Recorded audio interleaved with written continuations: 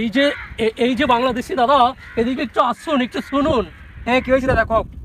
বলছিলাম যে দাদা, আসুন না, আমরা 2024 সালের শত্রুতা ভুলে বন্ধু হয়ে যাই, পাশাপাশি থাকি, বুঝতে পারলেন কিনা?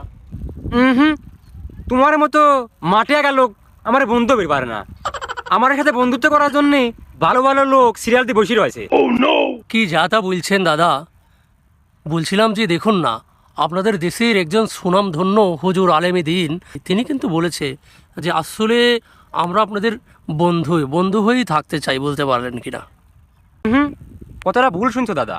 হুজুর কইছে তোমরা বন্ধু বন্ধু করো আর পিছন তিন চাকু মারো। বন্ধু আইসাও বন্ধুর মধ্যে থাও না কে, এর মুখ রাসন করো কে? কি বলছেন দাদা? আসলে বিষয়টা বুঝেও কিন্তু বুঝতে পারলাম না।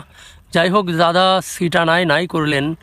আসলে দাদা, বিষয়টা হচ্ছে আমাদের দেশে মাত্র 3 রুপিয়া কেজিতে ওই যে পেঁয়াজটা বিক্রি হচ্ছে দাদা, যদি 2 কিলো দয়া করে নিতেন দাদা, খুব খুশি হতাম, খুব খুশি হতাম। 2 কিলো খারাস, তোর পিতা আমি নিতেছি।